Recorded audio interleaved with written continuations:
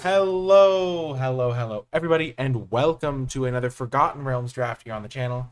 My name is Nicolai, and in this video, I'm going to be going pick by pick and play by play, talking through all of my decisions, helping you get better at Limited. Before I dive in, remember to hit that thumbs up button, subscribe for more content, and comment below with your questions, thoughts, and feedback. We are going to be drafting up a Storm here, and it looks like we've got a pretty fun rare that's also quite powerful, Froghemoth. Froghemoth is a very powerful card. If it gets in uncontested, it can grow to a very dangerous size very quickly, and the life gain is nothing to scoff at either. Yeah, so Froghemoth, definitely nice there. If this wasn't in the pack, I'm not a huge fan of Grim Wanderer because it's sometimes hard to play, but it's definitely a solid card. Like I just don't take it super early, so I never really get it. Temple is like pretty good for fixing. Owlbear is a nice common. I think Owlbear is the best common in the pack. Deadly Dispute's surprisingly high up there in the commons. I like Shambling Gas too, but I think I go Froghemoth, Owlbear, and then not even sure what number 3 would be. Maybe Dispute? I don't know. But I like the Froghemoth. Good start to a draft. And then Ochre Jelly gets passed to us. Well, that's a shock. A shocking development, as they say. Ochre Jelly is quite good. I thought it was bad initially, so I can understand someone passing it. But if you just play this as a 4/4 and then it dies into a 2/2 and then dies into a 1/1, it's just really irritating to get rid of. And sometimes you play it as a 6/6 and just massacre them, or even bigger. If this wasn't in the pack, I would take Plate Armor. That card's just a beating. Really, really powerful. Good with other equipments. Hey, Gahitsu.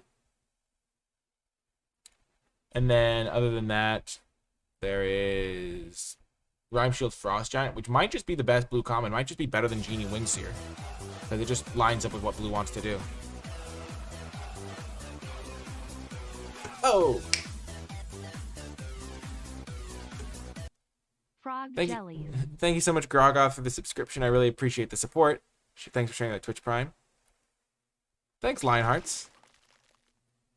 Wow, you're qualified for the Mythic Qualifier too. That's awesome. Okie doke. So, we've got 2 green cards. They're both very good, so we want to stay green. This pick is very interesting because we have 2 main options, I would say. There is a dungeon map, which is good because it kind of gives you some late game and also can ramp you into a Froghemoth and an Ochre Jelly. It's much better than Find the Path for that role because hopefully you already have green at this point, and getting a double green and venturing once is worse than having the option to repeatedly venture. Hill Giant Herd Gorge is also very good, though. But I do have 2 expensive green cards already. And so I think I'm going to take the ramp, and I think it'll line up well. I don't want to take a card in a second color because I don't know exactly what's open yet. Improvised Weaponry works well with what I have. The Dawnbringer Cleric could go well in a life gain deck. But I think it's mainly between these 2 cards. I think the Find the Path is just a worse version of Dungeon Map. And the Herd Gorger is a nice top-end card, so that I wouldn't mind playing. But I think the map is going to really do work for me here. Okay, so in this pack, we're seeing some red cards. Zalto, I think, is largely like a worse version of Tiger Tribe Hunter. As a 5-drop. Not like they're the same effect, but this card just has a little bit more power in it, maybe. Though, this card can do some good stuff, and it could be fun to try out. There is Valor Singer, which doesn't necessarily work as well with these like big fatties. We would get a 3rd big Trampler if we had Zalto, and so we could start like building around that, maybe. This also has Trample, so we have a few Trample options. And then in black, there's a Sepulchre Ghoul. Skilled Herbalist is significantly worse than these other options. I kind of want to try Zalto. I haven't gotten to play with this yet. Big Trampler, does mega damage. And maybe we can prioritize like things like Paladin's Shield that buff toughness to make sure Zalto survives if we do end up that direction. So let's try it. We also have a dungeon map, so we've got some venture already. Okay, in this pack, there is a Black Staff of Waterdeep.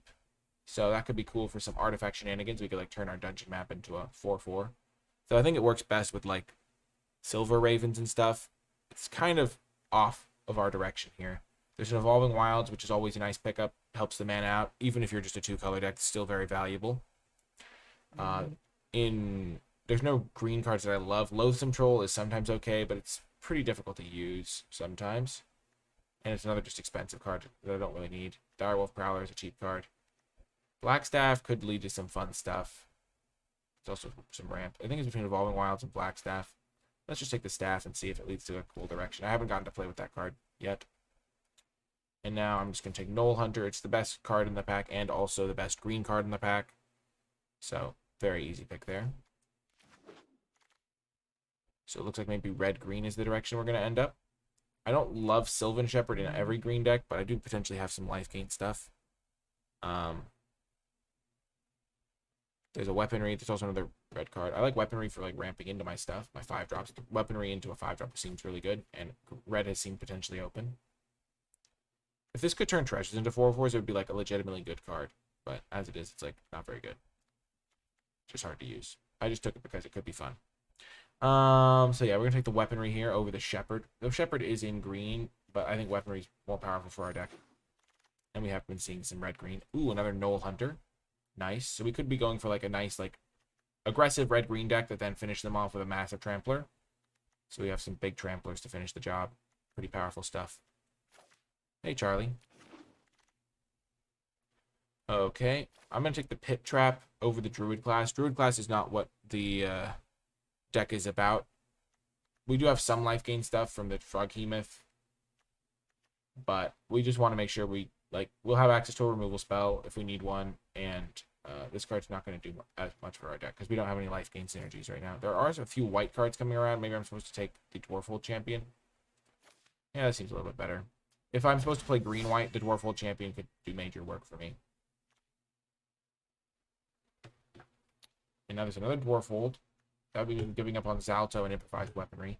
There's also an Eltegard Ranger, which is a pretty solid 5-drop.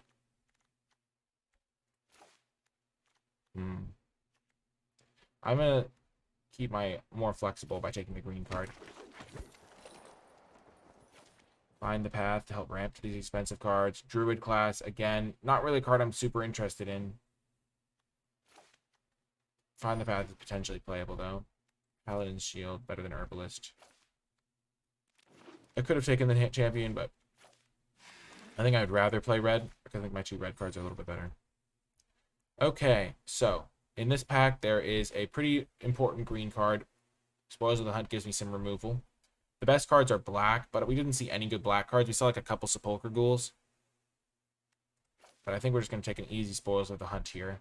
After that, maybe we speculate into black with a Grim Bounty, but that's still super questionable. Like, maybe we're just supposed to take Boots of Speed so we can, like, gain haste with our, like, Rangers or Zalto or something. But I think it's pretty easy spoils here. Especially because we have, like, a high-powered card like Zalto. And Trample, this card works especially well with Trample because you can even, like, attack in, then they make, like, a block, and then you punch the creature and deal bonus damage because of the Trample. Because you will still trample over if you kill their guy. Okay. Well, this pack is interesting. There's not a good green card. I'm not a huge fan of the Circle of the Moon Druid. The best card is clearly Skullport Merchant by like a mile. This card is incredible.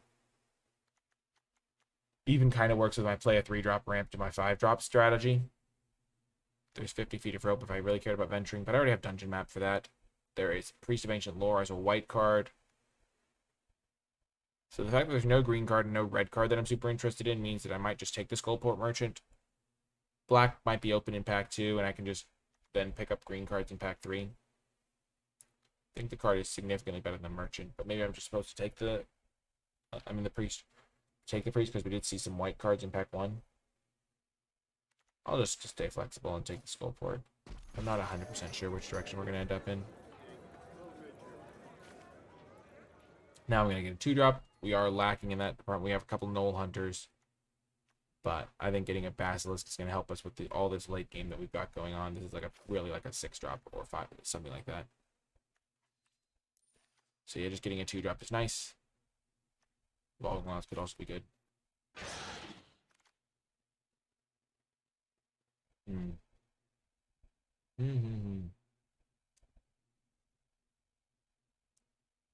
Now there's a Shepherd potentially.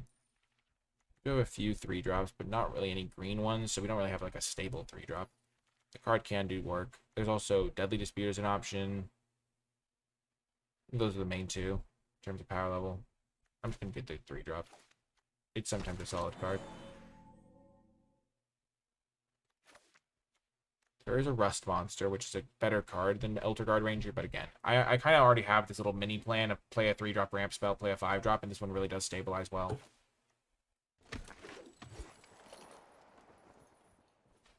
Wow, there's a lot of late red cards that are very good.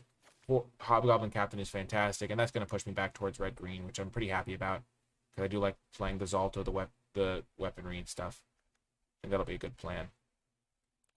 I have 12 creatures, so this card is potentially good in my deck, but I'd rather just lock up a great 2-drop. Wow, this is another great pack for me. There's good options here. There's a 2-drop, there's a Plundering Barbarian, and there's a Valor Singer. I kind of like the Plundering Barbarian over the Valor Singer in this deck, even though I have the 2 Gnoll Hunters and the Captain. Armory Veteran, I'm not planning on playing any equipment, so I don't think this is as good for me. So I think it's between the 3-drops. And I think I like the option of like ramping into one of my 5-drops a little bit earlier. There's also the Herd Gorger, but I already have a lot of top-end cards. And I think I'm just going to take the Barbarian. See how that plays out. So at this point, I'm really hoping to play red-green.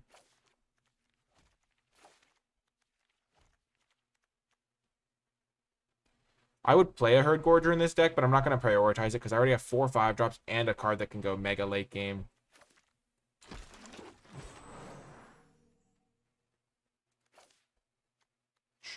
Just take some red and fingers. Yeah, the Earth Cult Elemental can also be a fine top-end card. 50 feet of rope, not a card I'm super thrilled for in this particular deck because I don't venture super hard, but like, this card is much worse than Herd Gorger in my deck, but if I need a top-end card, I can just play it and it'll be fine. This card's actually pretty interesting with the all the Tramplers I have. I kind of want to try it. Potentially. I don't know if it's any good, but Boots of Speed is pretty good with my Gnoll Hunters and Captains if I get enough of those. I might just be a more aggressive version of the deck, in which case I don't think I want the Dryad no matter what. It's just a weak card. Hit Trap, nice. The deck does lack a little of removal. So we have a lot of playables going into pack 3. And we get to scoop up a nice card here in the Hobgoblin Captain. The Owlbear is a good card, but we already have a lot of 5-drops. And Hobgoblin Captain is just a really nice aggressive card. 2 Hobgoblin Captains, 2 Gnoll Hunters, really, and makes this Boots of Speed a lot better. If we don't take the Owlbear, it increases the odds that the Bull's Strength wheels. Because maybe there's someone playing green-white, and maybe there's somebody who wants the Owlbear, and then I can get a Bull's Strength, which is going to be really good with all my cards, even though they already have Trample a lot of the time. And Captain's just a great 2-drop. Maybe I'll even end up not being able to play the Basilisk. That's kind of unlikely, but...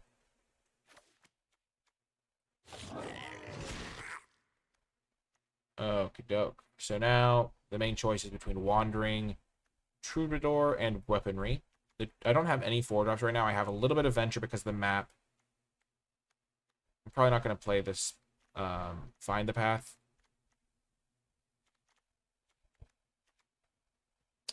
So yeah, I think I'm just going to take the Troubadour.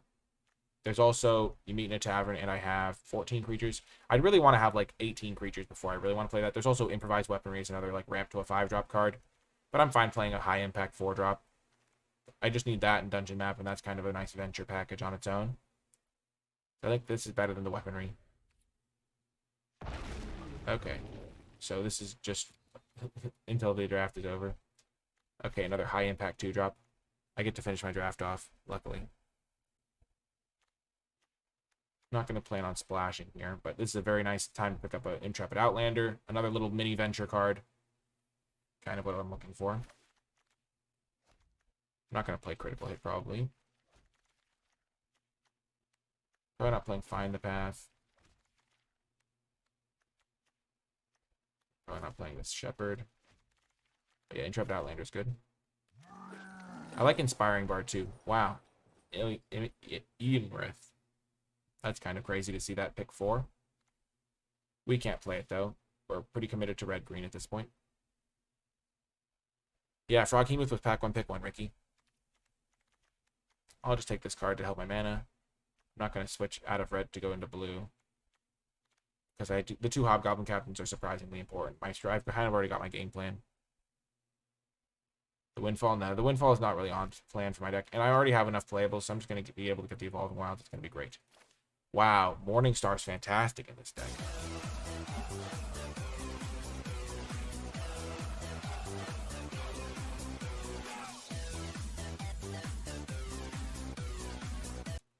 Thank you so How much, is Don it going, Corleone. Nikolai? It's going great. Thank you for the subscription. I appreciate it. The Goblin Morningstar is just a great card. I have some like medium-sized things that'll really boost. I do like the Herd Gorger, but I'm just gonna take the 2-drop. Get myself a really nice 2-drop that's good late game. Now there's a Dueling Rapier. Ouch, Quidenly. Hurtful. Oh, nice, Charlie. I don't really splash double pipped cards in general. Dueling Rapier could be okay with all my big tramplers. I don't think I'm going to play this thing. I'll give myself the option. Ooh, Spoils. That's a late Spoils. That's going to be really good in my deck.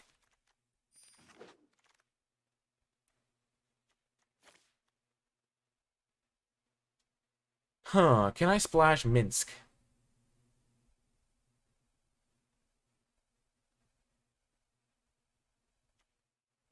So I have this guy to make a treasure, this thing to make a treasure, Evolving Wilds. I think I can splash Minsk. I'm not going to splash this thing.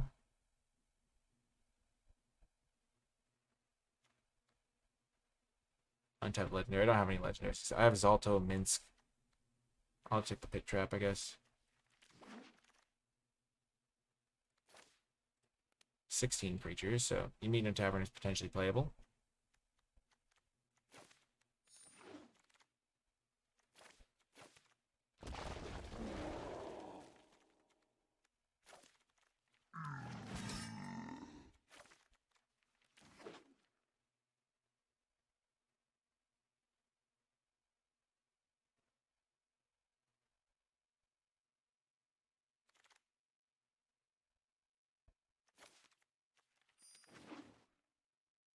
I don't really agree with always force Rakdos as a thing.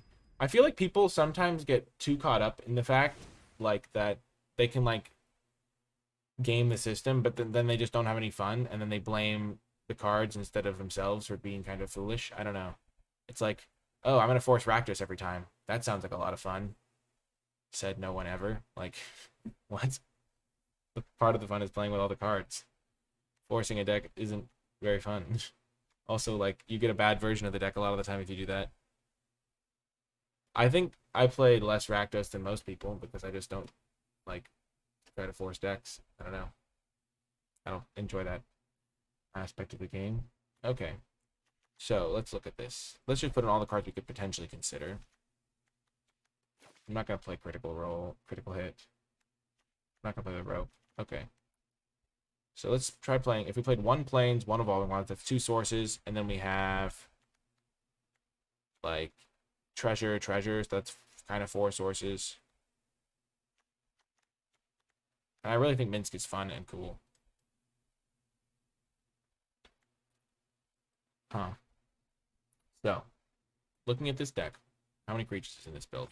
18 creatures. So that would make you meet in the tavern fine. And it works really well with my big tramplers and with this thing that makes 2 creatures.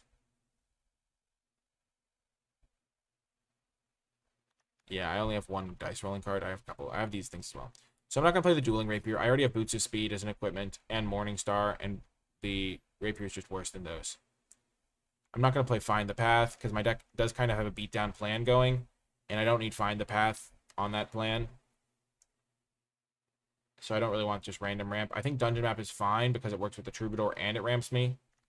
So it gives me a nice like package of cards. I'm not going to play 2 Spike Pit Traps, especially now that I have 2 Spoils. So I have this for small creatures and then those for bigger creatures. I don't even necessarily need the Pit Trap. I already have a lot of stuff to do with my mana at the top end, so I'm going to cut the Pit Trap as well. I have 1, 2, 3, 4, 5, 6 quality 2-drops. Basilisk doesn't really beat down as well as these other cards. It doesn't have pack tactics. So I'm not sure if I want to play that. I don't really want the Sylvan Shepherd. I don't really care about the life gain. I have 1, 2. This is kind of not a 3-drop in my book right now. This is certainly a card. I don't play this on turn 3 a lot of the time, I don't think. Mostly Dungeon Map is so I can play one of these massive 5-drops a turn ahead of schedule and also have a potential late game mana sink. Because like Troubadour on its own is going to like get like 1 or 2 ventures sometimes, and then this thing can like finish the dungeon off or something like that. Also, like, my deck is just really high curve. So the extra mana could be useful for getting into a 6-drop return ahead of schedule or something like that. So it's like a nice little 2-card package there. So I like the boost of speed. It works really well with the captains. I have 7 2-drops. I don't necessarily need 7. I could see myself cutting this Underdark Basilisk. So that's a potential cut. Moving on to the 3-drops, I think all these are pretty reasonable. The Circle of the Moon Druid just works so well with the Pack Tactics cards. Like, Null Hunter into Circle is just a really nice curve. So, yeah. So I just like that little aspect of it. So I think I'm going to play that. I think that's what makes it better than this Sylvan Shepherd, is the fact that it's a 3-drop and the fact that it triggers my Pack Tactics on 5 of my 2-drops, which is really nice. I think that's why it's better than the Shepherd. You meet in a tavern. I have 17 creatures, which is a pretty decent number, including some really powerful hits. So I think this is going to be good in the deck.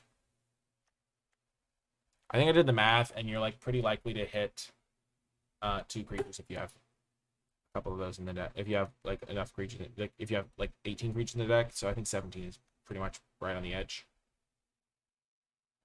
But I could see cutting it. It just feels pretty good with like my Pack Tactics cards and my like I have a lot of stuff that goes wide. I have this thing that makes 2 creatures, this thing that makes 2 creatures. Ochre Jelly is like a really hard to get rid of creature kind of thing that has trample. Earth Cult Elemental I could see cutting. I think it's between the Basilisk and the Earth Cult Elemental in many ways. You really don't want to miss a 2-drop in this set. And I have a lot of late game power. Basilisk is good with spoils. I agree. These are like the final cuts that make things really interesting. So I think Circle the Moon Druid is a keep. We have a good number of cards that can get us straight to a 5-drop and just skip the 4-drop slot altogether.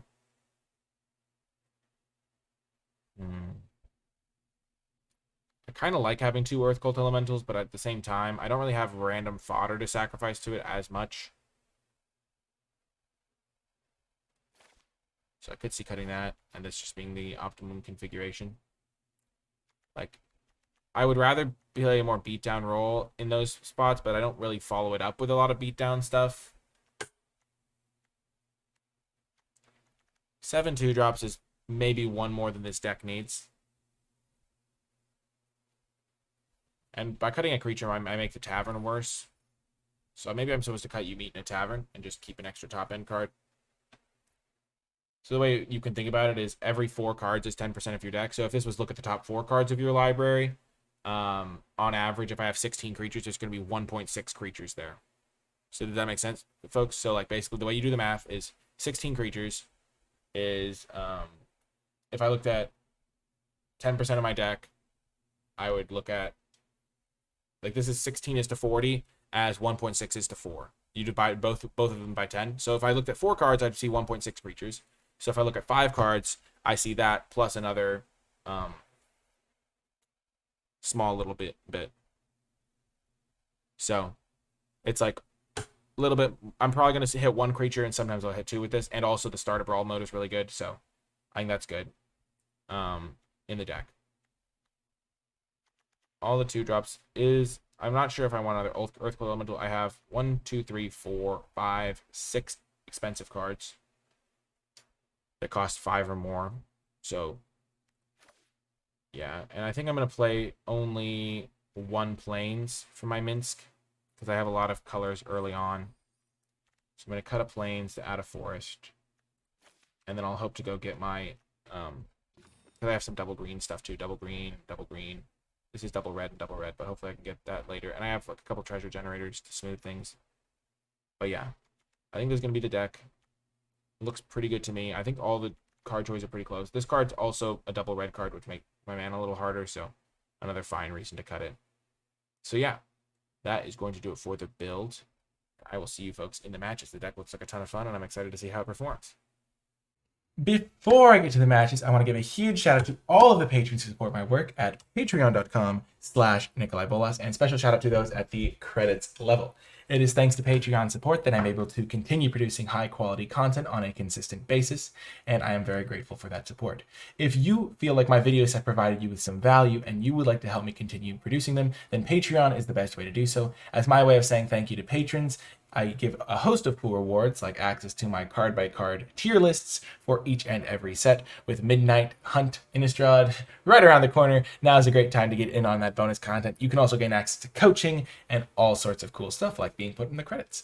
If you are interested in the Patreon, check it out, patreon.com/NicolaiBolas. I really do appreciate the support. Without further ado, though, let's get to the matches. Welcome to round one. We have a very good hand here. We've got all our colors. We've got a great 2-drop. Got a Null Hunter, weaponry for there to kill whatever they play. So overall, very good start.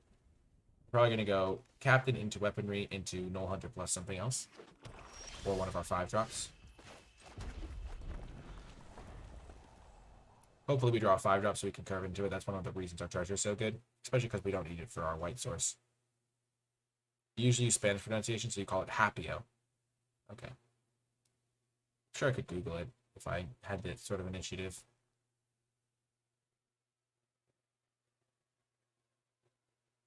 So forest, not the greatest draw, but we're fine.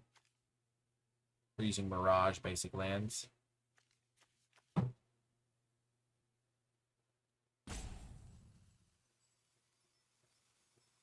Oh, but the school year leads to also great days, Charlie. Because this school year is a lot of fun. You get to learn and grow as a human being. Pretty good. Pretty good. Okay, so we're playing blue-black. Ooh, that was a good draw. I like having removal. And pretty much any spell's a good draw for us at this point, though. We have a lot of good stuff. We can cast anything because of our weaponry. Oh, yeah. What do I think of the format? I think it's pretty cool. Sometimes there's some frustration. Like, Boots of Speed is a really annoying card to play against, but, I mean, it's a game. You play it for fun, so I just do stuff that I enjoy.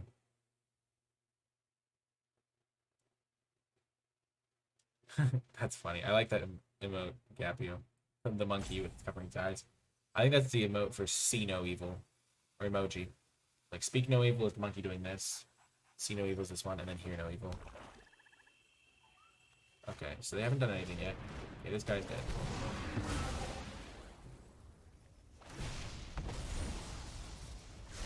That's a fine interaction. They traded their 2-mana play for my... I traded my 2-mana play for the 3-mana play. Wrong land is not the best here. So this is a case where I would rather have the 6/6 than the Underdark Basilisk.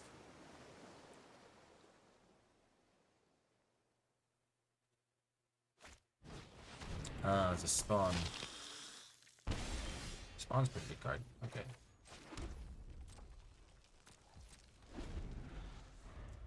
Hello, Antonio.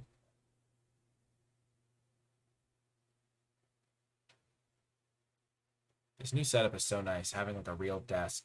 Such a blessing. Oh boy, oh boy, oh boy. Okay, so this game's not going the best. We have a bit too many lands. They potentially have some good stuff going on. Okay, that's pretty good for them. Not as good. I like Contact Under Plane, I think, more than most. I think it's a pretty useful card for pulling ahead. Okay, that's a good draw.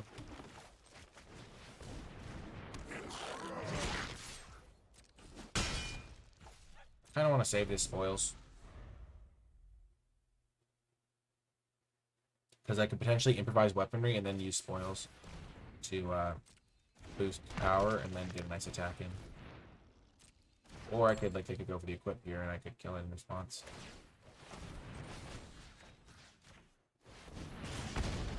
So I just wasted their mana there, which is nice.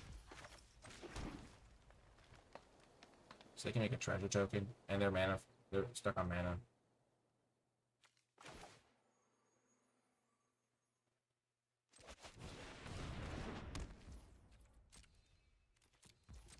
So I'm not going to attack because I don't want this guy to die.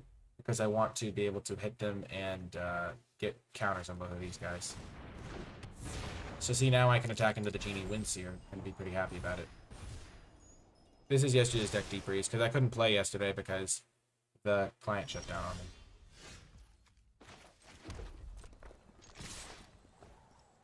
So now my 2-drop is trading for their 4-drop if they block. If they don't block, they're in trouble anyway. They're probably going to get treasure from this. They have 5 spells in hand, which is a real problem for me. They're probably going to go block, make a treasure, block. And I'll be left with a 3-3. And some hopefully good top decks.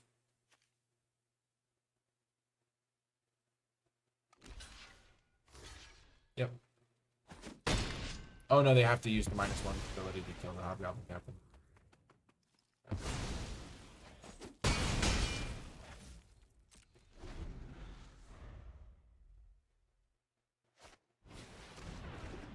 Okay. We're going to keep playing our lands because we have Minsk in the deck, so we want to be able to buff our guy. Oh my gosh, what a draw. So, 4, 2... We're just going to tap everything. So, 2, 5, 8, so we can cast it as 7/7. We're not going to wait to get 1 more mana or play like Weaponry Space or something. It's basically the same as if it was like a 6/6 or a 4/4 or whatever. I'm glad they just used their Charm Sleep. They probably only have a couple Charm Sleeps in the deck. Okay, now we have something for our weaponry to hit. Wow, that's huge.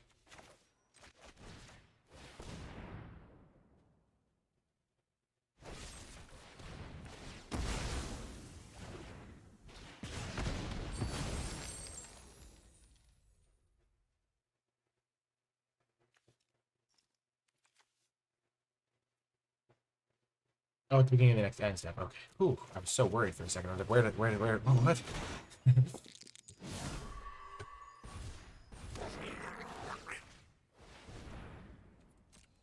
If I'd found a target earlier for the weaponry, I would have been able to get a little bit more work done, but still, a 7/7 creature that could grow is still nice. Oh my gosh, for Archemeth, drawing both my bomb mirrors back to back when I had nothing going on is so good. And this thing's gonna get to eat 4 creatures from their graveyard.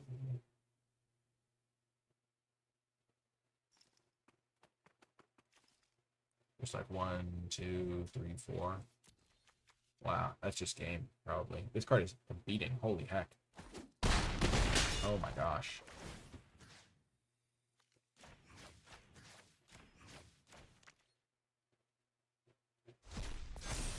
That's insane. I did not realize that was that broken.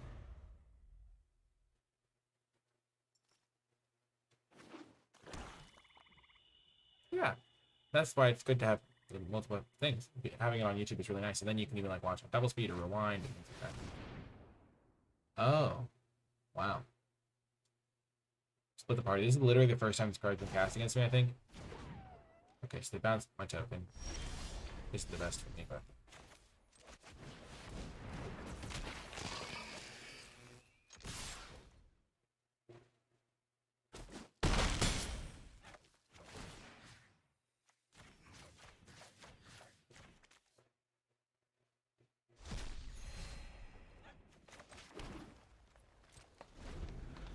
okay, that was pretty good for them.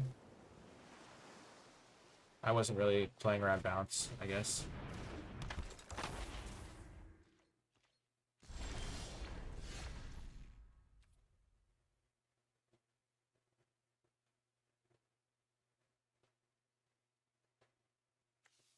So they have to block.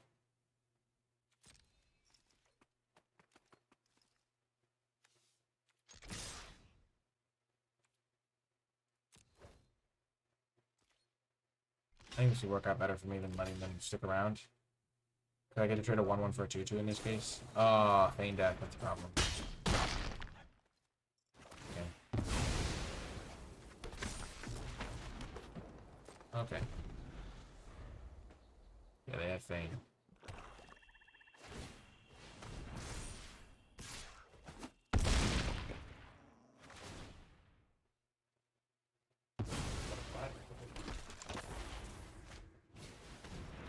So I really want to draw Minsk. I might just be dead here. This is 10. I need to draw a few more spells. I didn't equip this to the Froghemoth. Oh my gosh, that could have been a good draw. Could help me find Minsk.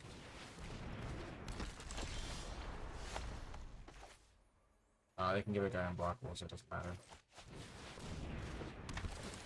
That was a tough one. Tough loss there, but that's how it goes sometimes. I drew 6, 7, 11 lands, and they drew 8, and that's the difference maker. Also, that last land didn't matter. That was already dead.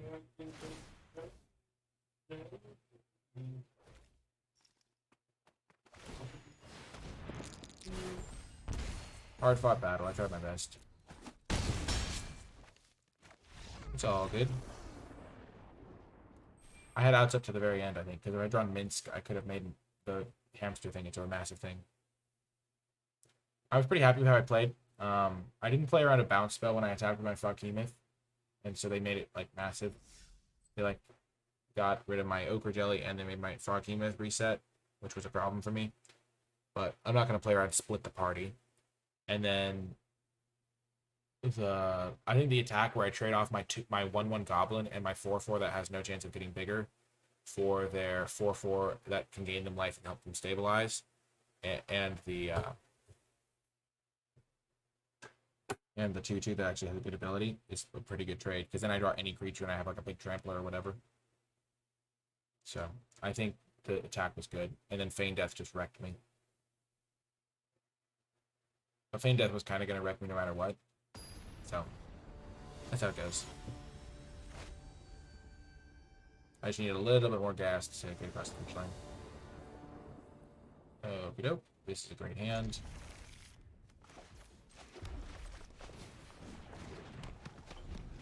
Into Captain, into Map Equip. Pretty cool use of the mana. Ooh, that's actually really good too. I think I'd rather make this a 3/3.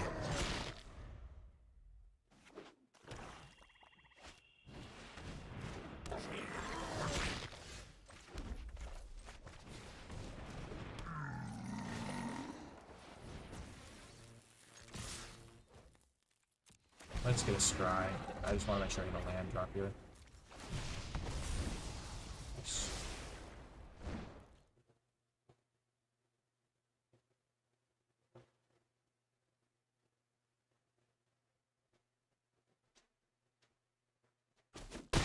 What? They didn't block? What? I don't understand.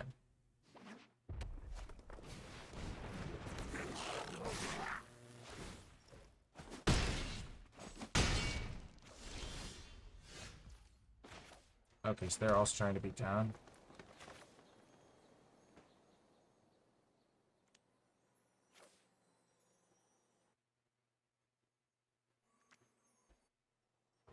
I don't think they're going to be able to race me because I get a 1/1 token coming up.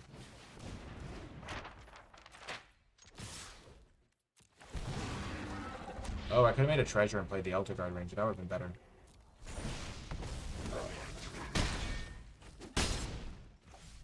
I botched that a little bit. Oops. If I made a treasure, I could have just played this thing, which would have been way better.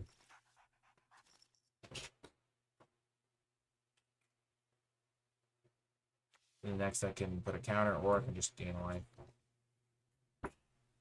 Life.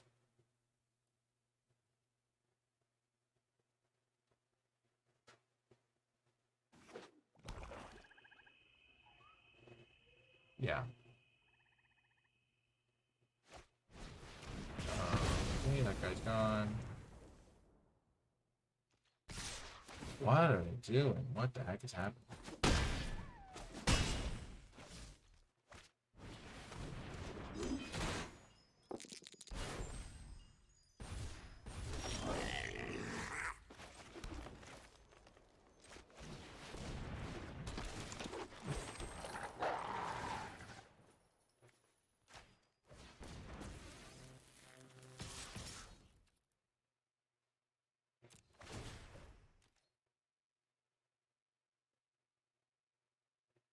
So I can got a chump blocker and a decent blocker. So if they just go for like an equip on this thing, I can go like block, chump.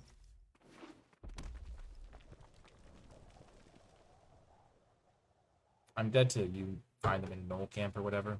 So I might get punished for not being able to play the Ultra Guard Ranger last turn. Definitely could have played that better. Okay.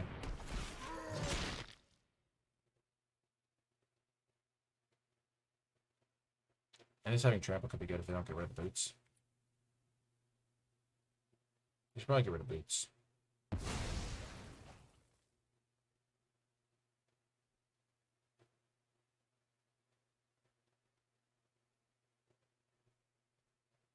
If they get too aggressive here, I could just kill them on the crackback, so they don't have a ton of options with their attacks.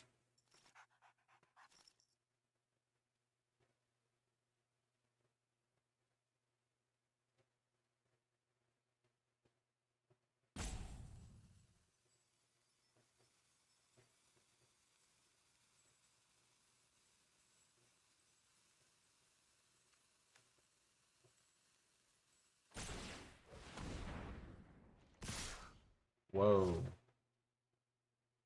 That is a really aggressive attack. I think they die if they attack like that, right?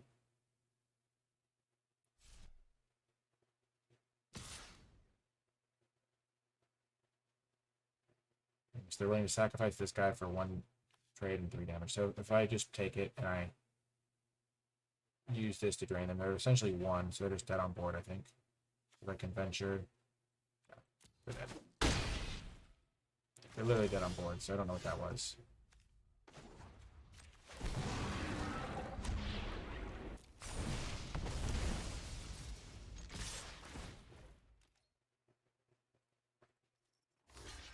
I think they just figured they were dead anyway.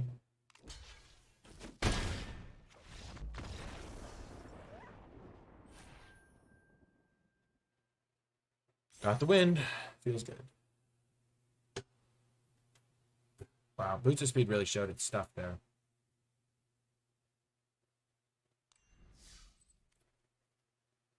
Okay, so I won the game where I didn't draw all of my bomb rares, which is really funny. I didn't even play the Ochre Jelly.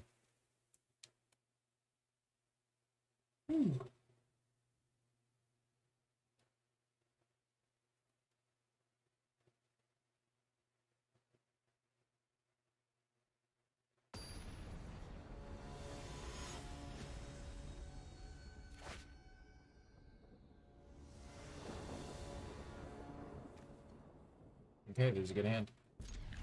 Being on the play is a big advantage with this one. I have 7 2-drops to draw, so that could be a really good draw. A land of a fine draw. So a lot of good draws here. This is where I'm happy that I have the extra Underdark Basilisk, because it would really make a big difference having a 2-drop in this hand.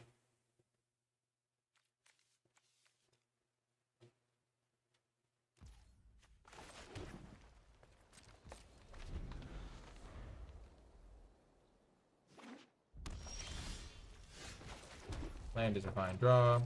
If they play a creature I can kill with weaponry, I'll kill weaponry. I'll kill it, I mean. Especially the sack out, right? Because if I can save this to kill an artifact, it'll be much better. So I can play this as a 4/4 next turn. But that means giving up my treasure. I think it's probably worth it.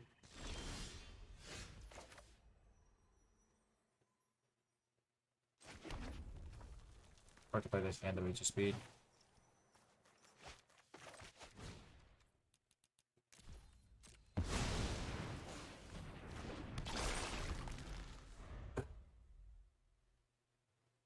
It's just a really kind of beefy threat. Gets past Dragon's Fire, so I don't get like a mana inefficient play. Ooh.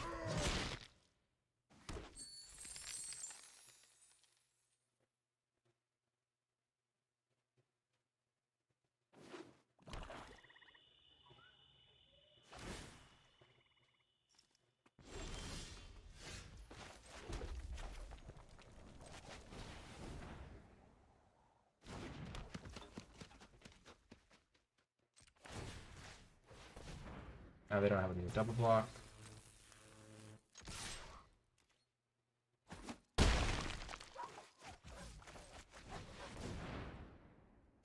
this guy can block their guys pretty well. I kind of want to save this because I might want to just blow up an artifact they play, or I might need the treasure myself. I don't know if killing their treasure was worth it there. It was potentially worth it over playing this guy, but this guy can block better. And worked well with the Morning Star. I think I'm going to make my own treasure so I can play Minsk if I draw it.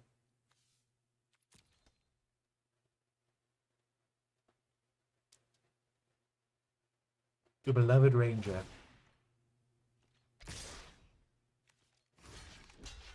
I'll get rid of their combat trick or whatever it is. Insta block. Wow. Wow. That's insane. That is a crazy usage of that card.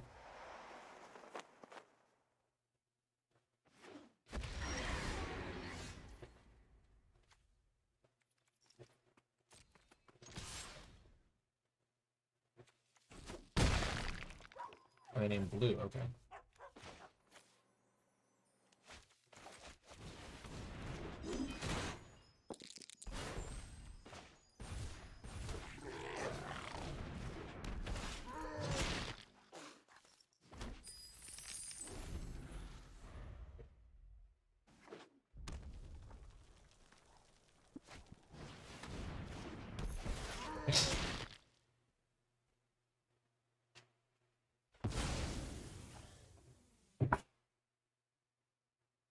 I'm glad I didn't bother with whipping.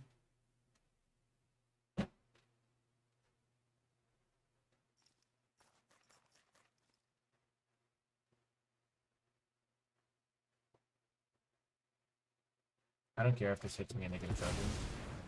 That guy's a problem, but this doesn't block it just fine.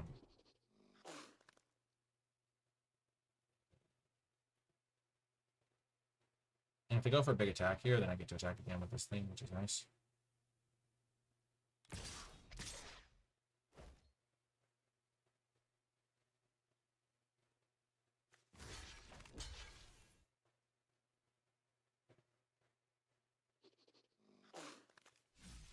Killing this thing might be worth it, because it's got 3 toughness, which is kind of annoying.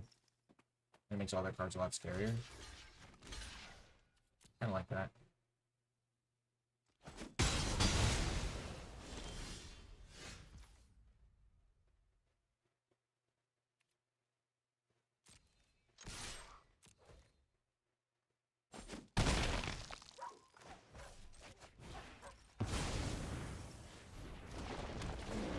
Big roll.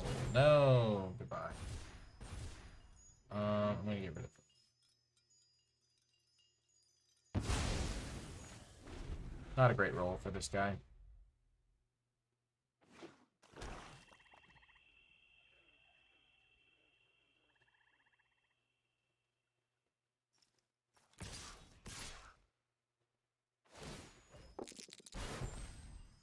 Okay, so they get a good roll. 2 lands, and I use that guy. That's why getting rid of the Valor Sing is so nice. Yikes.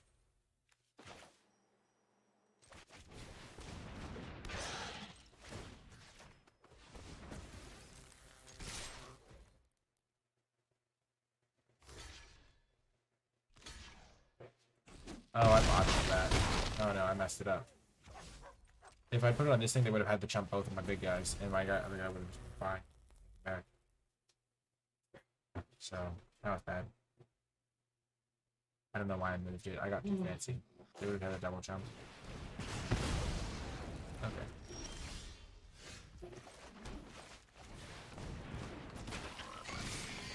Ochre Jelly, just uncontested beatdowns there.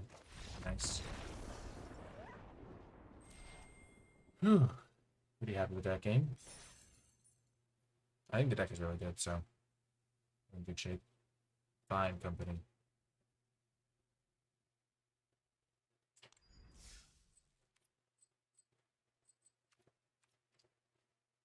Two and one. Yeah, I'm pretty not close game, I could think.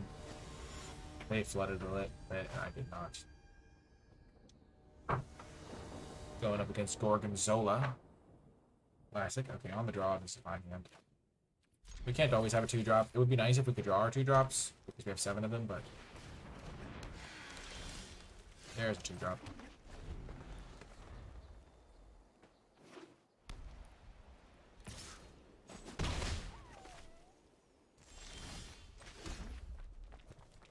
I'm gonna start with this guy because it hits harder. Maybe I was supposed to play the Outlander. Also, maybe, yeah. He can potentially attack door to 4-drop more easily. We could have kept this guy around to like try and block that. Kind of surprised they didn't, to be honest. Okay, that makes sense. This thing just big body.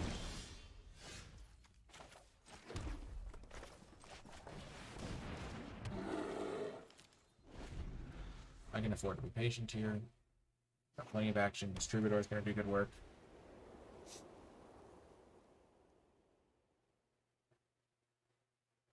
This might just be better if it was a straight up. I mean, actually, it being a 2-4 on the defense is pretty nice. Oh, are they going to gain life right away? Or will I have a chance to snipe it? I'm going to snipe it immediately if I can. Even giving up Troubadour value. Okay, so yeah, I'm going to take this thing out. Because I don't want it to grow.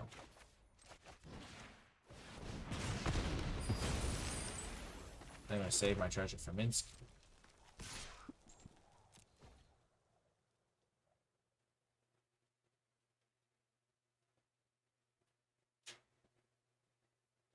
I had to kill this before because I mean I guess I would have been fine trading it off, but I think this is better for me. I don't want to give them the option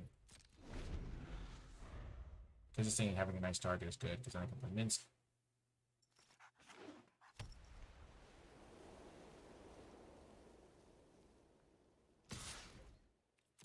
Okay, them attacking probably means they have Bird Forger. Okay.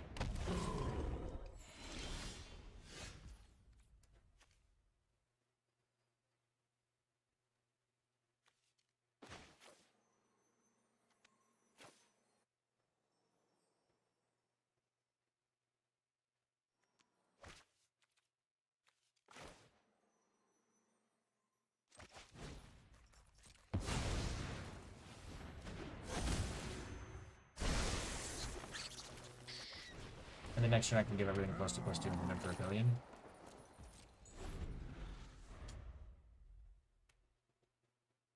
Or I can get just like continue developing with the Troubadour and stuff. Or if I draw land, I can just make this a 6/6 and just go with that. A lot of options coming up.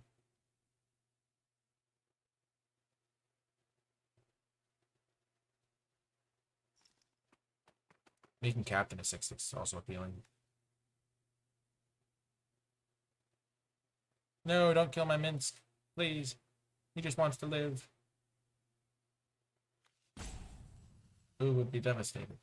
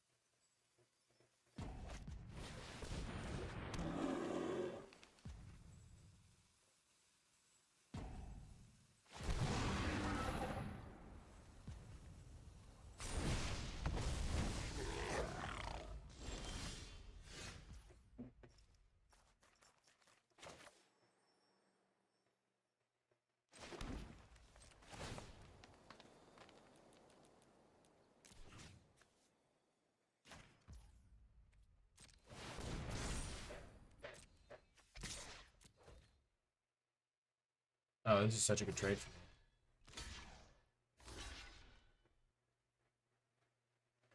Why are they blocked with the 1/1? Oh, they needed to kill it.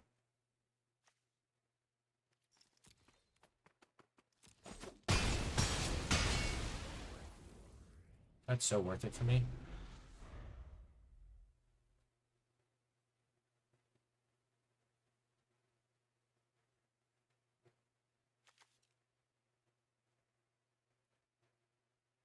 This thing does not have synergy with Minsk at all. Because no matter what I change, base power toughness will be.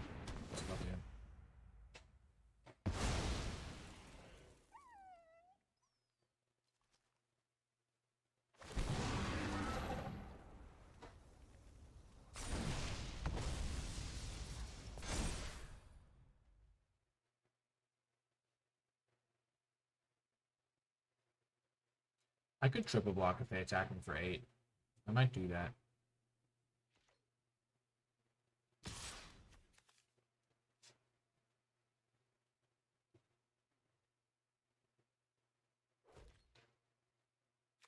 I don't want to take damage here.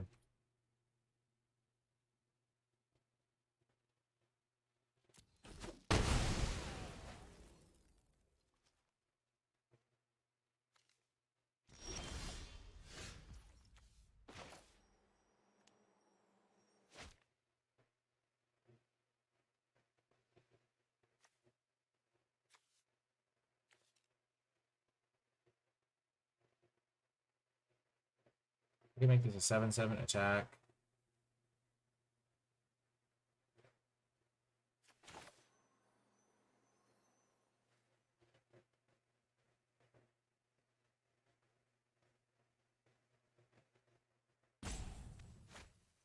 They go to 12. Next turn they hit me for 8. Also look for creatures. I think I'm going to dig for creatures.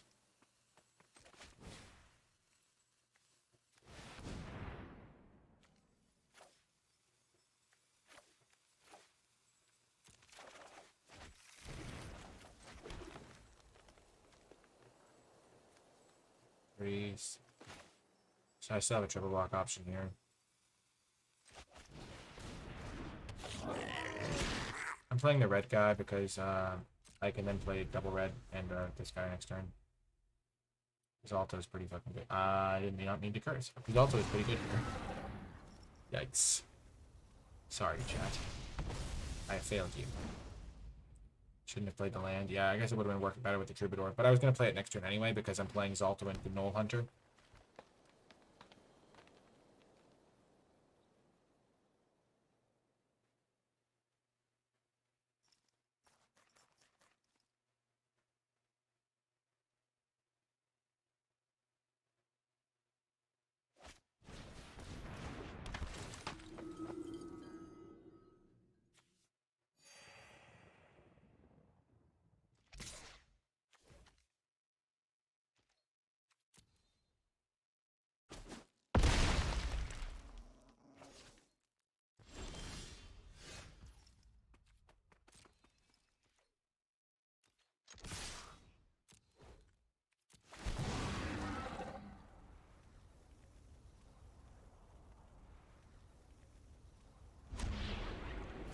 You might be wondering why I'm going into this one, and it's because I want to gain a life, so I'm not one-shot range by the third forger.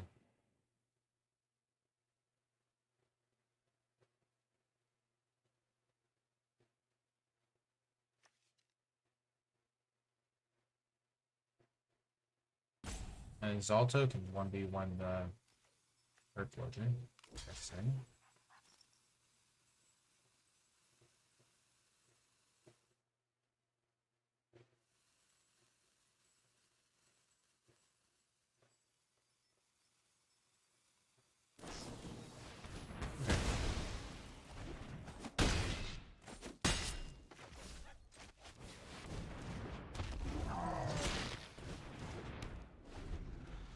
Minsk dying isn't the best, but I needed him to trigger pack tactics, so I don't regret it.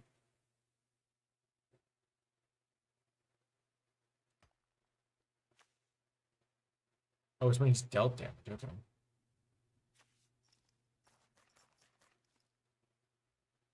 If I draw a land, I can venture again into a scry. I just didn't want to be one-shot range from this. It's just so scary.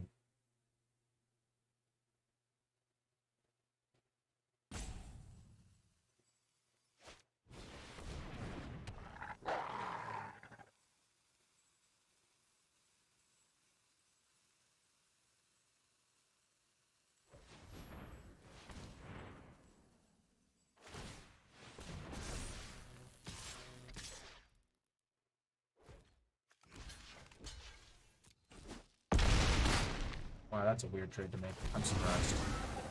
They even give me Scry. I'm not going to keep up my end. That's a good card,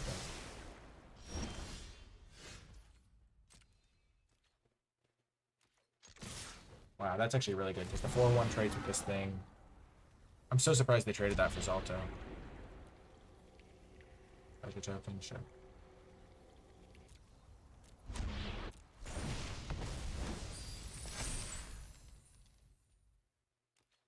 Because that way I could maybe double spell with this in the Elder Guard range if I don't have a land.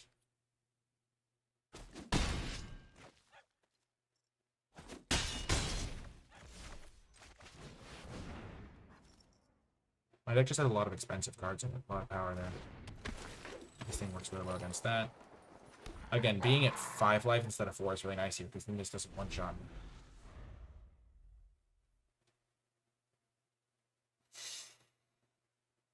Hope they don't have a bull strength. Oh gosh.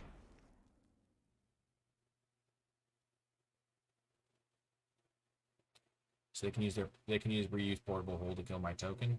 But I get Hobgoblin Captain back then, with maybe just enough to kill them. So maybe they just do this to gain 2. This is not a particularly effective draw right now.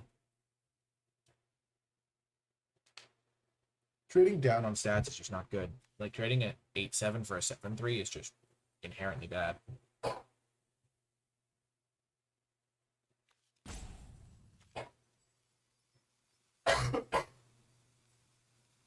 They could try going into the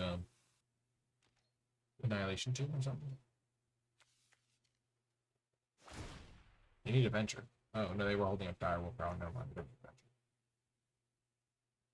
a venture.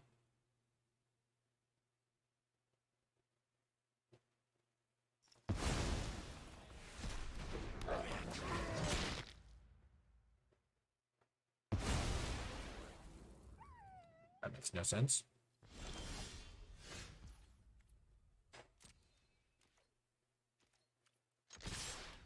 I'll trade this for a double scribe if they want to block there, take 8.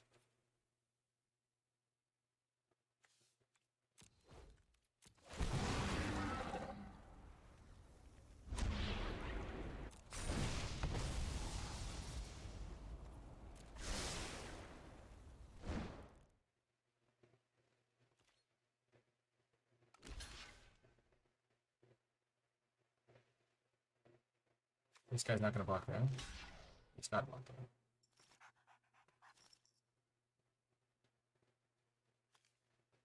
And the next turn I can draw 2. I can just make 2 1/1s, which is good.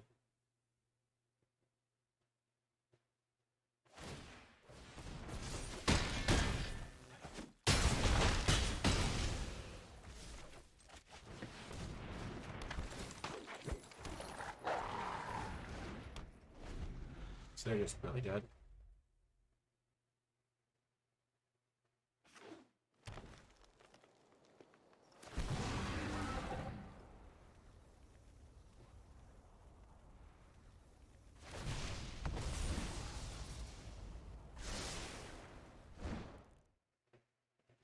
Got him. Taking down Gorgonzola. It's a satisfying feeling. Gorgonzola is no match for me.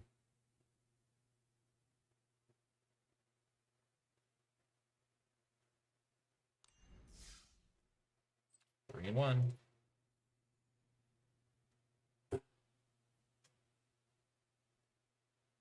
Cheesy win. Need some string cheese to go with that burn. No, it doesn't make any sense. Pretty quick queue times today.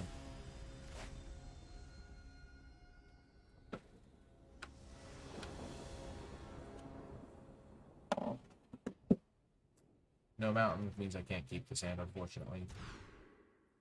This hand is good, though.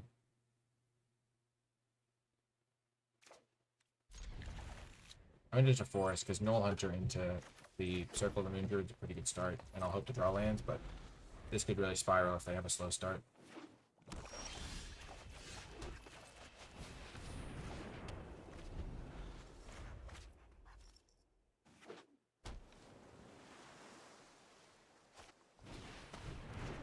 Oh, tough.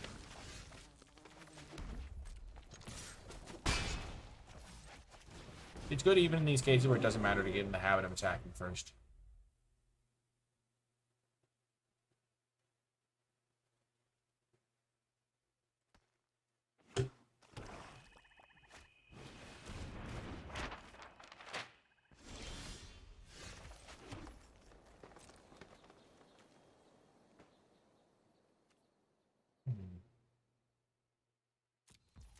I'm gonna try and stall this out. Don't want them to start attacking me with their 2-2 or whatever.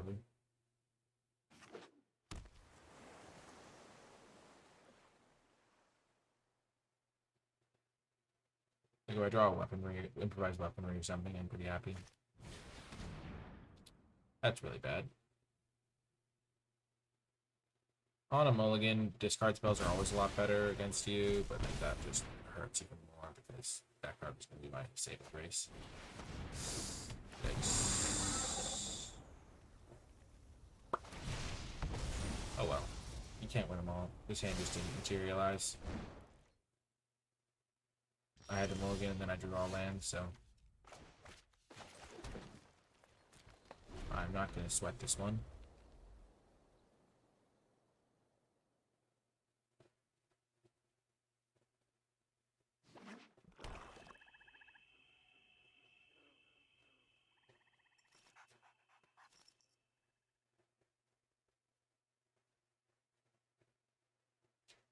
So the problem with white is it just 2-for-1s me if I attack them because it'll trade there and then the 2-2 will trade there when I try to attack again, and so it's just like super perfect for the situation. Blocks.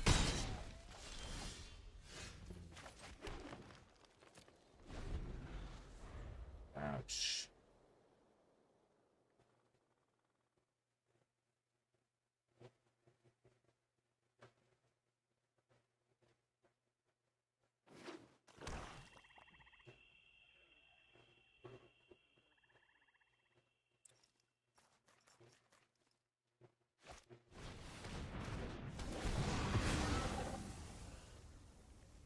I could have shrunk this thing, and then it would die on my turn.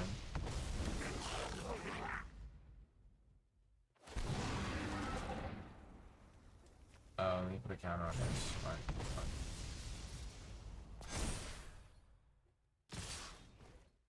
I've seen enough. We can't win this game. Okay.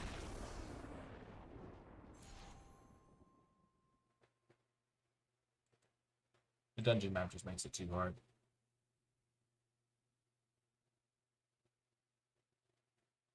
Even if I draw Tavern, I get... Maybe even if I got Tavern and drew 5 cards, I still die.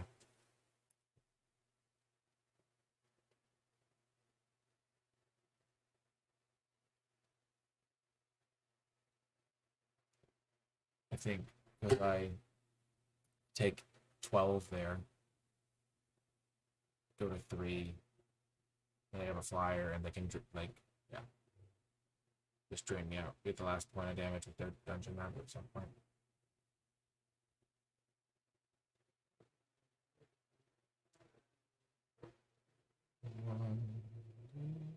With a rainbow, skies are blue.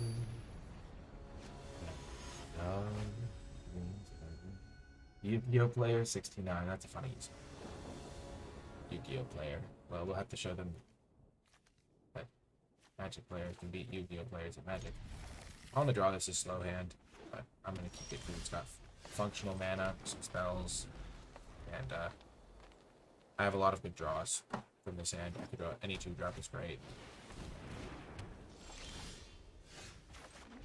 5-drop not so much, but sometimes you have to keep marginal hands in the mid. Like, obviously it's way better if I have a 2-drop into a 3-drop, but like mulliganing into a hand like the one I had last time. Still not great. Okay. Big draw. That was really bad. That was really bad. I have about 10 cards I could draw that affect the board before turn 4. Casting a unique Tavern on turn 4 would be really bad. Okay, so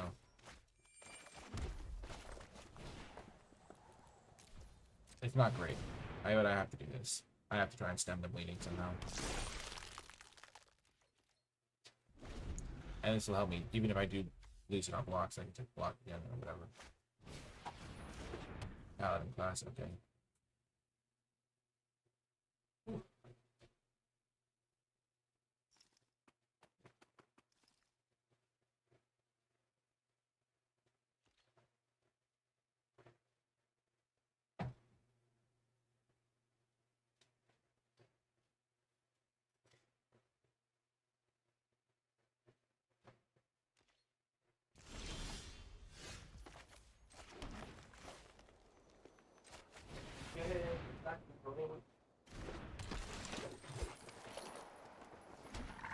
Just gonna go wide and then try to win with this unit tavern probably.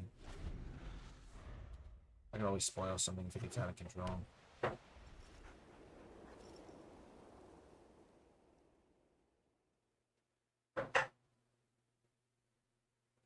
If I use this, I can still block there pretty cleanly.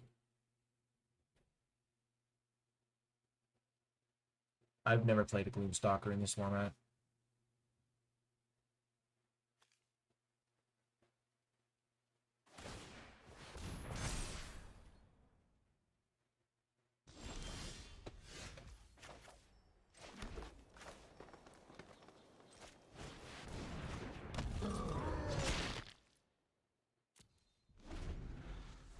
So I'm getting closer to being able to kill them with this. Actually, I can play both of these, and then I can buff up 6 creatures. Okay, that's not the best. That's not very kind of them.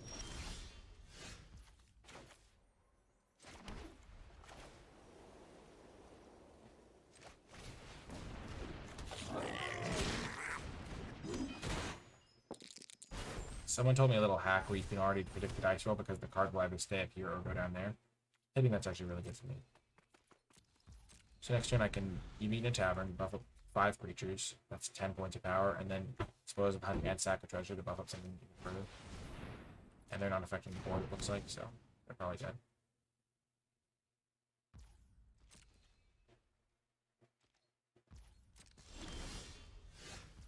Okay, so if I do this now, I attack for 3, 7, 9, 12, 14, 16, 18, 20, 22, 24. So it means they have to block something. They might just be dead on board, but I'm going to play extra safe because they could have either something on watch, and so this will solidify the fact that I'm going to win for sure.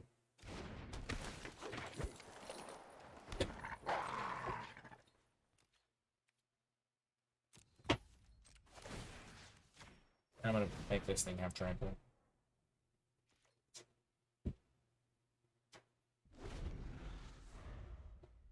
Take 3 on mounting the mirror. Oh gosh. That mirror does not want to stay up, does it? Maybe it needs a little shelf underneath it. Wild.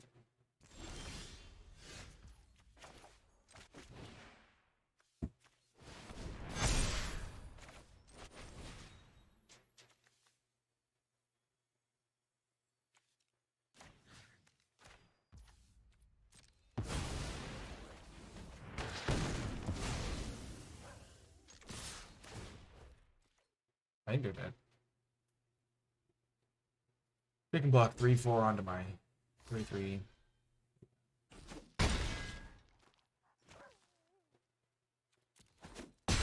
They have to watch.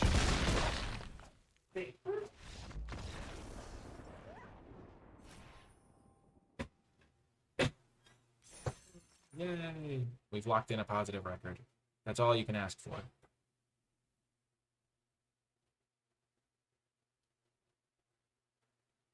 I forgot to turn on 17 minutes. Where did it go? That's why I forgot to turn it on, but I didn't see it.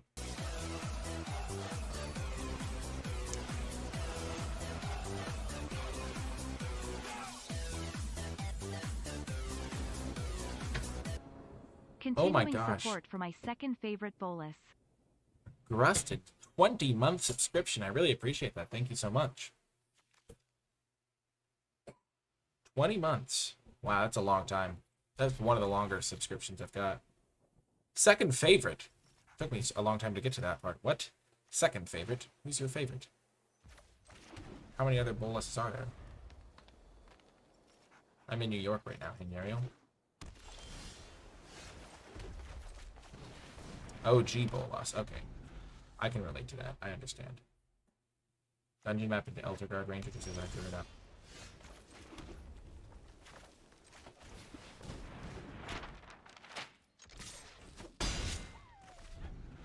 I'm all dark.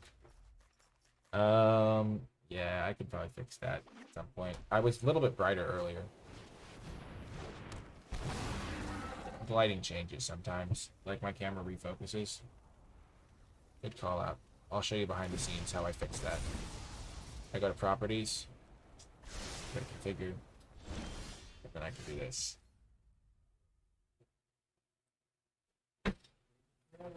Or I can like mess with this exposure setting.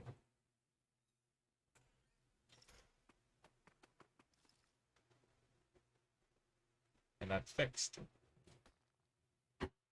Cool, right?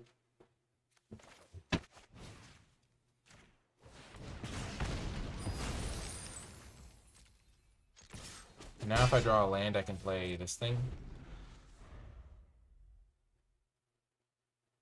Thanks for letting me Xylo. I appreciate it.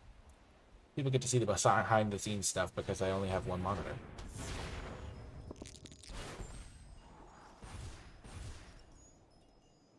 Dungeon Map has been performing well, Preston, in this deck. I have like a little bit of like stuff here and there that it works with.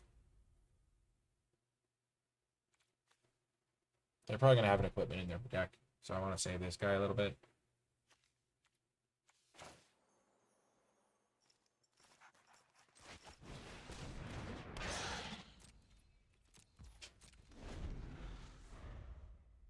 Must be hard looking into the shadow of Bolas Senior. That's a good comment, Deep Breeze. I like it. I like it. Ooh, looking good. Where you headed? Off the campus? Yeah. Nice. Oh, you figured out how to do the mask on the arm thing. Nice.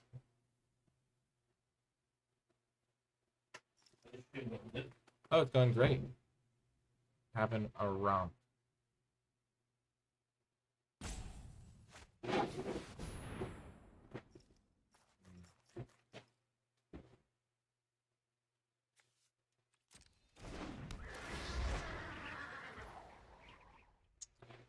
I don't want to kill that now. I don't really.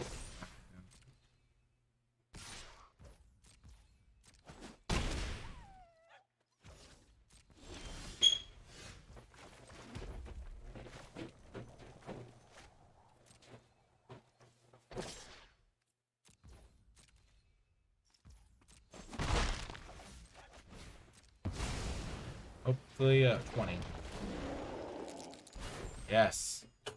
They have to either lose a land or lose one of their guys. That's big. Losing one of my lands wouldn't have been the end of the world. Wouldn't be great, though. Let's have some flyers, but this thing will help against that. And this boils is good for killing things.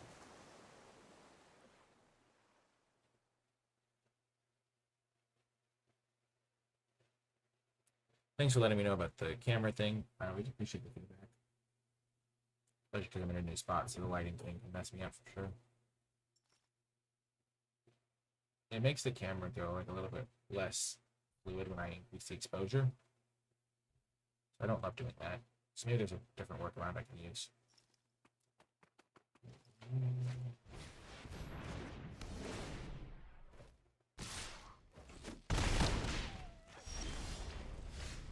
That's probably way better for my camera settings. Oh, they did that. Not cool, bro. So I really wanted to spoil one of their flyers.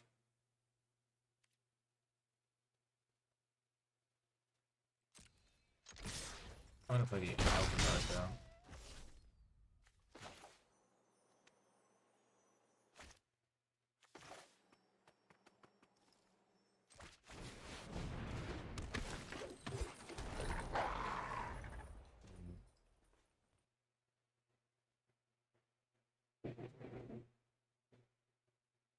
Wow, 100,000 gold is a lot of gold. This was maybe irresponsible. It might have just been better to kill the 3/3.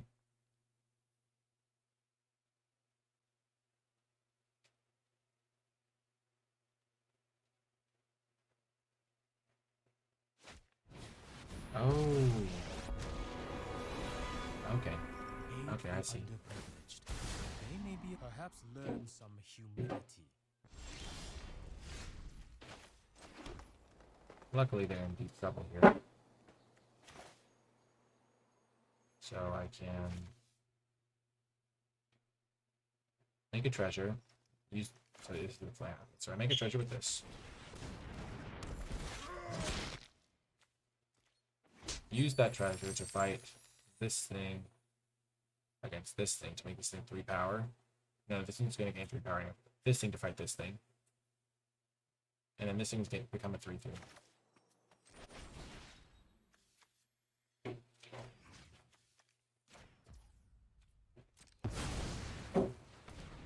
And then they lose their Master of Flowers no matter what, and this thing grows.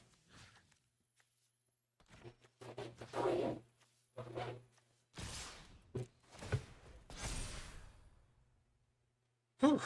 Got there. Found the line.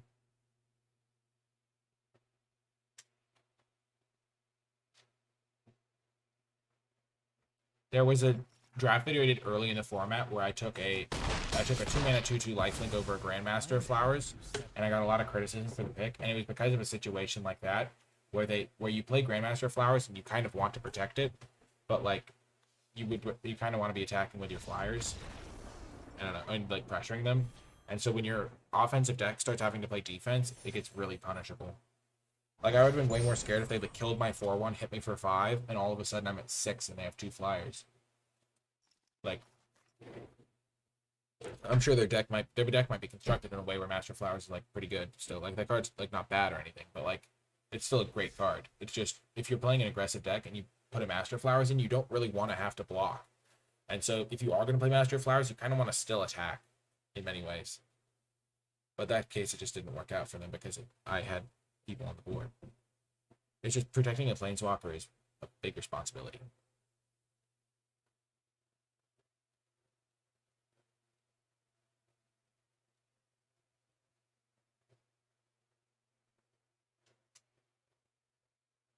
Tier 3? What do you mean Tier 3, Cindy?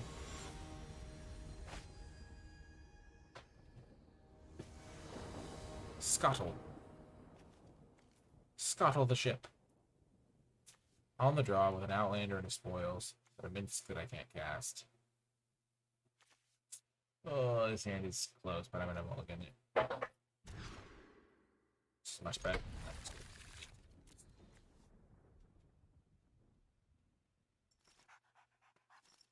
Significantly better hand. I wonder why this side of the room came with weird.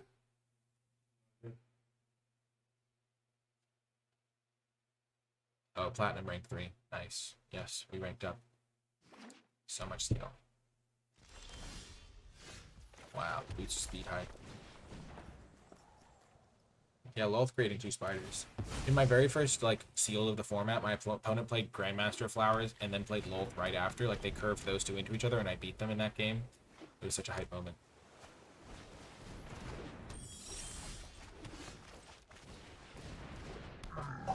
So if I draw a normal one of my 2-drops like a Noble Hunter, I guess I would hope to draw Hobgoblin Captain. But I only have 1 red. And Noble Hunter would be good.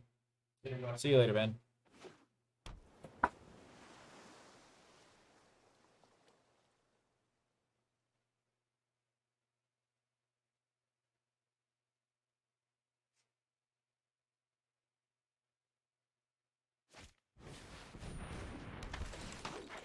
Okay, what enchant do they have to have? Something basic or something like really good? Okay, something basic.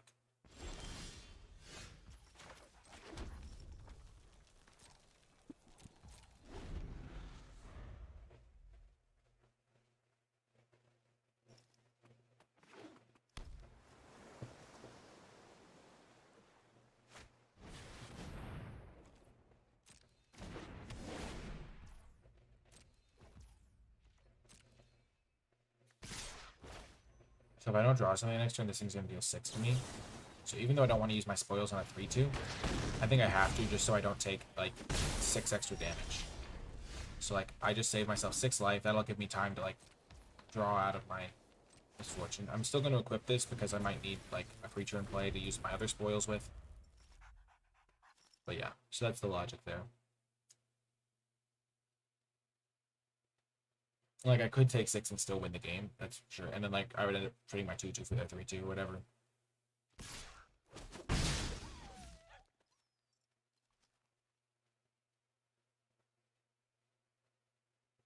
But I think being at 18 is a much better spot to be here. Okay.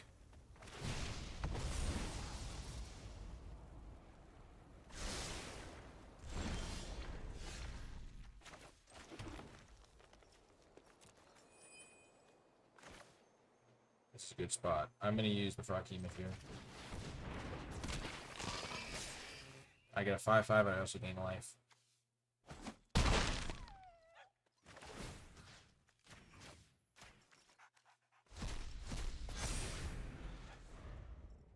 Pretty tough to stop, and I can even equip Boots of Speed if I need. For my Elder Guard Ranger next turn, or for the 2-2 Wolf, more likely. Windseer, sure.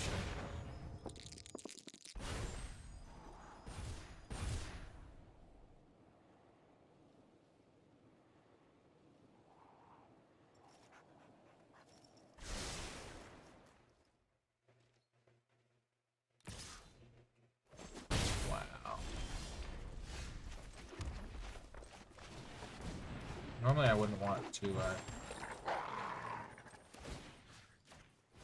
trade off the Froghemoth here, but I mean, trading for the 2 flyers is really good when flying is a weakness of my deck. Right now, we have 6 power flying, there's a 3-turn clock. Need to put pressure on him.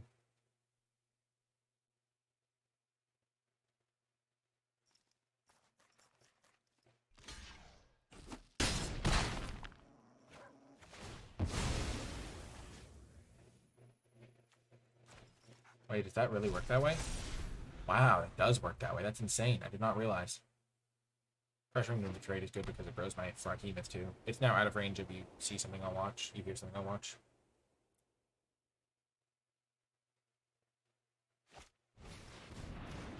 Oh, that's a problem.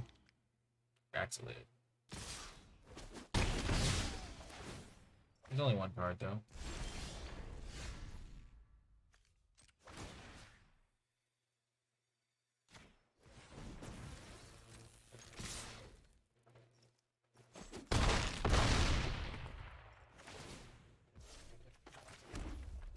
So I could draw any creature in my deck, and it'd be really good. Drawing an Ochre Jelly or Zalto would be really good. Another Elder Guard Ranger is good. This thing having Trample and being a 6-6 is terrifying for the opponent. Like, can you just, like, swing in with this thing? I guess they would block the Genie. I don't want to just attack that. Let's draw a card.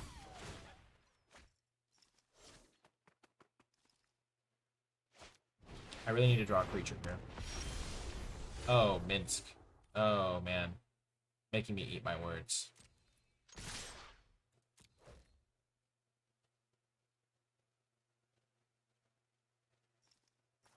Wow, that's like the worst card I could have drawn. Feels bad, man.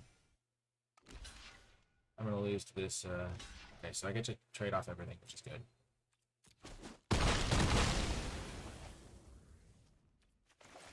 Okay, so I'm in a good spot. They're at 2. I have a Boots of Speed.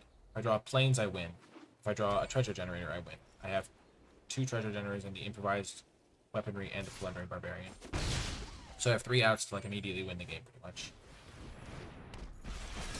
Oh, beautiful Plains. Right off the top. That was a quality draw. Oh, you've got to be kidding me. Oh my gosh. Wow. Dumpstered.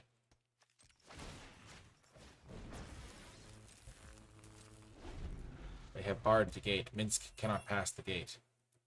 You can see this portcullis in the background of his artwork, and they barred the portcullis, so he wasn't allowed to get in. If I draw Zalto and just smack him for 8, though, that would be quality. Come on, Zalto, you can do it. Pave the way, put your back into it. Show us how, tell us why. Look where you came from, look at you now.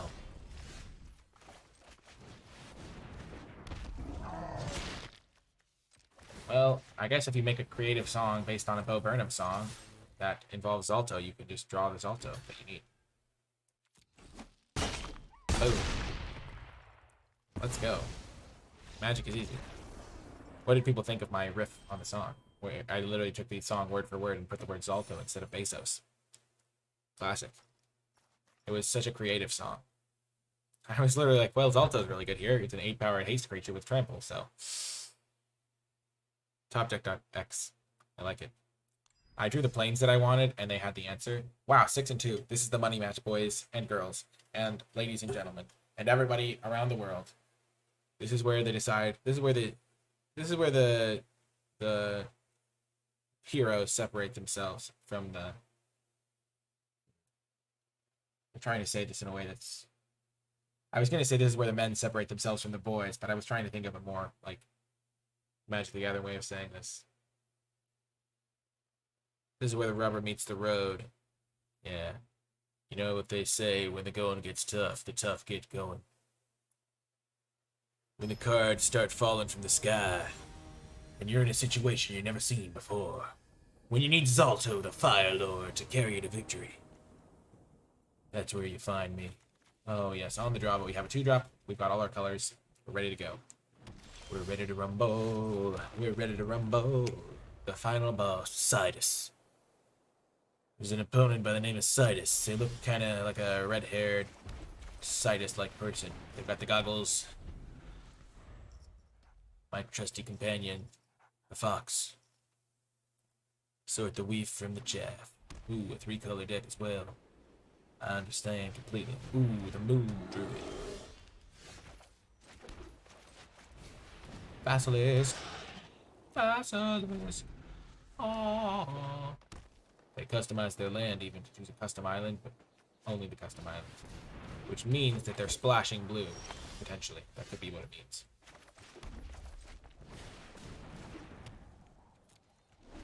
This is a good spot. Having all my expensive cards is good. Break a leg. Yes, sirree. Breaking legs, taking names. Sign of the Stygia. 4. Wow. Wow. So, this is just a general Magic concept. This is a really bad attack. You don't want to trade a 3-2 for a 2-2. You don't want to trade a 4-2 for a 2-2. It's really bad. Like, they spent 3 mana each on those. I spent 2 mana each on those. And so now I just, like, gradually just take over the game based on plays like that. That was, like, very poor as an attack. The opponent probably just doesn't know better, but, like, you don't want to do that. Because, like, as long as this thing's in play, there's a threat of it, like, attacking me back. So I can't attack them, really. This thing's, like, brick walls my guys on defense. At least to a certain degree. They might be scared of me attacking and gaining, like, pack tactics with it. But they can still, like, use the Soul Enough Spy to block it then. Okay, so this thing has to block each combat if able. Well, that was a good draw, kind of.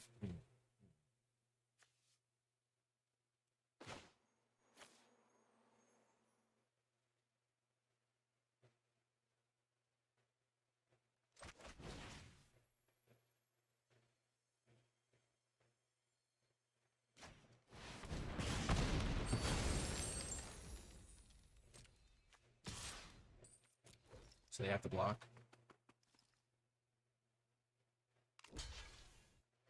I think trading my Death Touch off here is fine. And then I can play this thing.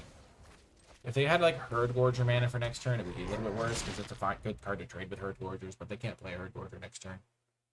So now I've got a big attack lined up for next turn. I can play this thing, make them sack a land, probably, to even stall it further. So that makes sure that they can't, like, Herd Gorger me.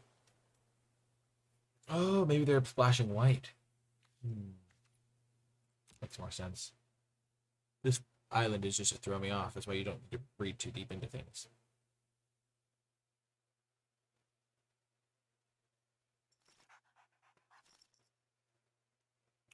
Tell us why. Show us how. Look at where you came from. Look at you now. I actually kind of like Zalto. It's just like a cool design. Like a 5-mana 7-3. Like there was a really bad version of that in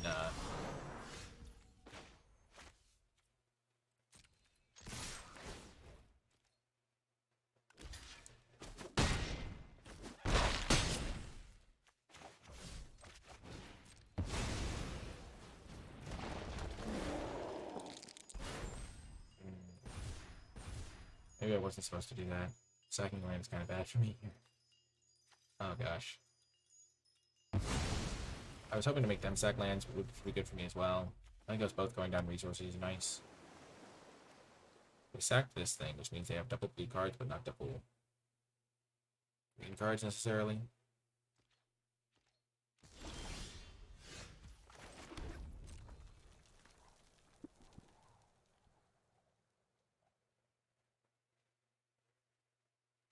Yeah, I was supposed to play this. I'm trying to delay them playing a Herd Gorger. It's kind of what my whole goal was with this. Because Herd Gorger would be really good on this board. It would really stabilize them a lot. Ah, the Dragon Turtle.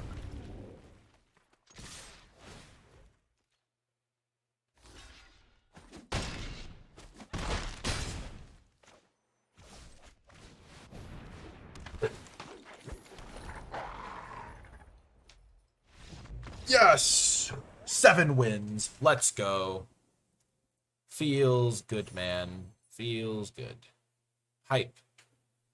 Big run. Straight to the trophy board. Count it. Let's go. Feels good, folks. We lost the first round. We never lost our composure, though. I think we lost in like the 4th round, too. We were like 3-2. But this deck was sweet. And we played really well. I was really happy with some of the lines I found.